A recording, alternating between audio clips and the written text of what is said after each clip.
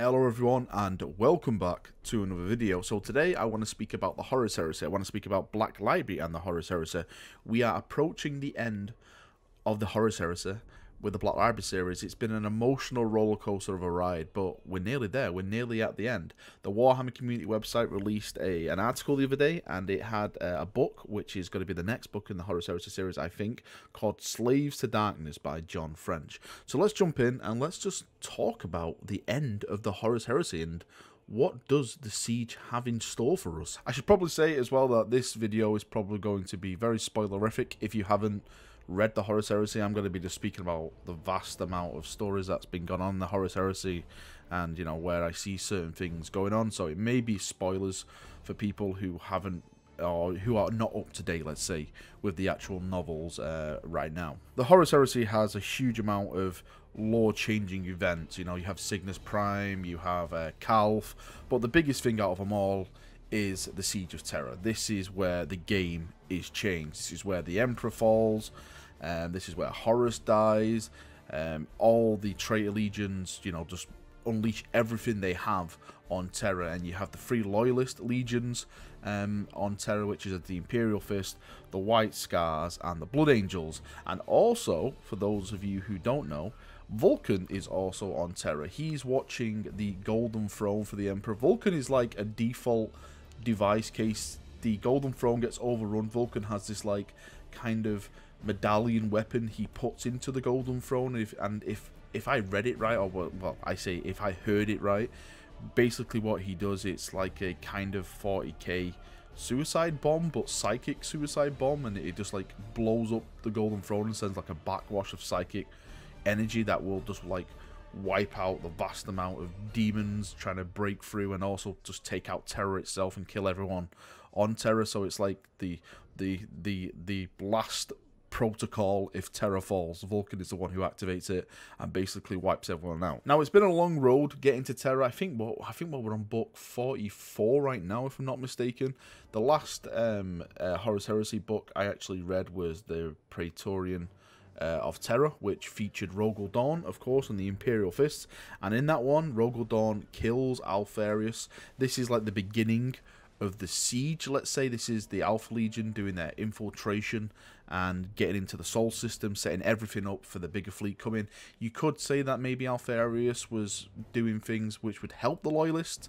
Go and read the book. You can take it however you want it. I firmly believe that Alfarius was the traitor and Omegon was the loyalist. Or is it Omegon who is the... yeah, let's just not go down that route.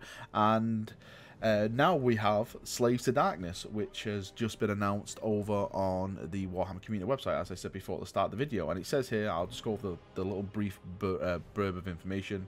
It says Slaves to Darkness are, and of course by the stalwart Neil Roberts. Of course, this is everything you see on the screen is Neil Roberts. He's like a god when it comes to doing 4K stuff.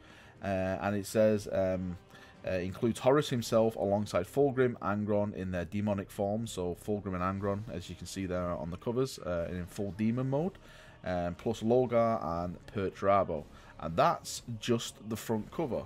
So I'm wondering if this is going to feature all the Primarchs in this, or is it just going to feature just the ones on the cover? With the wording which is in there, it's probably saying no. So who are we missing from there? So we've got Horus, we've got Fulgrim, we've got Angron, we've got Logar, we've got Perturabo. So we are missing Alfarius, but we all know Alfarius is dead. Well, technically Omegon's still alive, so you can say Omegon, he's probably going to be there. We're missing Conrad Kurz, but the last time we saw him, Sanguinius blew him out of an airlock, which was absolutely hilarious. And lastly, we are missing Magnus now. Where Magnus is, I think if I remember correctly, Magnus is like a pure energetic form at the moment. Like, he doesn't really have a kind of a body, and I may be mistaken with that. But yeah, Magnus is not there. But I think what's going to happen in this book is that they're all going to meet and have, like, let's say a final council. I would suggest, and then from there, that's it. Then I'm hoping after this book, or maybe in this book, the actual siege of the Sol system starts, and from the books from this, it's basically everything going on then in the Sol system, the Siege of Terra. I would absolutely love it if they did like a book covering the Void Warfare, because I absolutely love void battles in 40k. I love like just the, you know, ships going alongside each other, just smacking the hell out of each other, just blowing everything up. So I would love like a book just dedicated to the void warfare. And then of course when you get to Terra, I'm sure that's going to be split into multiple books. I can't wait to see some Primarch versus Primarch battles on Terra. One being the rematch of Jagatai Khan and Mortarion. Oh, that's a Mortarion. I actually forgot Mortarion mentioned in that little thing then. Of course, Mortarion is probably going to be in his demonic form when he reaches Terra as well, since something happens while they're on the warp travel towards Terra, and that's where he ascends to his demonhood Primarch kind of ways. So I'm very, very interested to see the rematch between them two. I also really want to see Fulgrim versus Jagatai Khan as well, because these chaps are supposed to be the best swordsmen.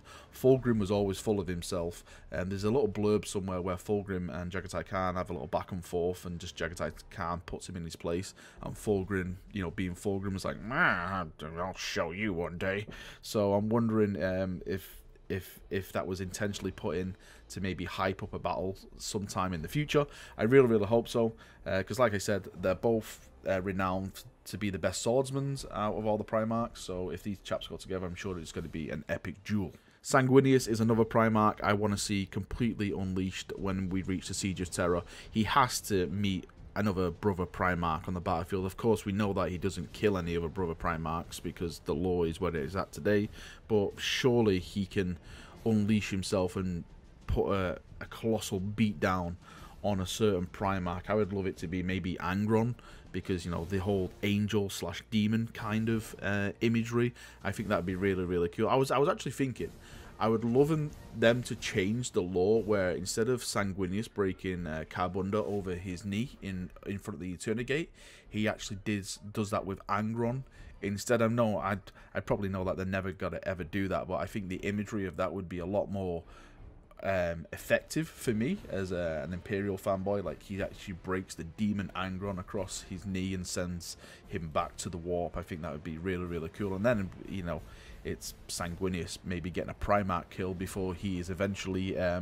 killed by Horus up on the Vengeful Spirit at the end of the siege. And then we have glorious Rogel Dawn.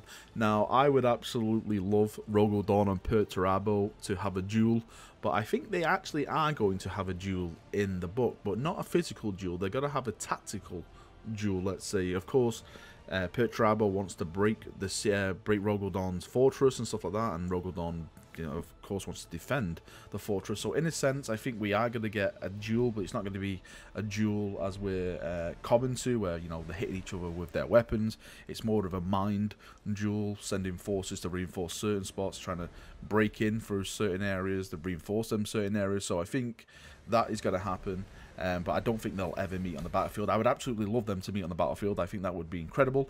Maybe that's something that's going to be coming later on in the Scouring, if and when they decide to do a book series on that. Now, one of the things that really excites me, I'm really excited about this more than any of the Primarch shenanigans really, is Sigismund. I absolutely want to see Sigismund unleashed in all his glory as the Emperor's champion on Terra. We actually got to see a brief Sigismund little battle with the Black Legion series with Aaron Dembski-Bowden. I'm not going to spoil that because it truly deserves not to be spoiled. You have to go and read it or listen to it audio. I suggest listen to the audio. It's absolutely epic. But Sigismund, he's in his prime. He is the Emperor's champion. The old lore states that Sigismund comes across every champion of Chaos and he beats them down. He absolutely just smashes them in the Emperor's name. Now, there is a theory that Sigismund meets Khan, the Betrayer, and it is Sigismund that defeats Khan and basically leaves him for dead. Or does he actually die? I don't think he actually dies. I think he's like critically wounded, right? And he's like basically unconscious, and then he wakes up like after the siege is finished on I think it's a World Eater vessel somewhere.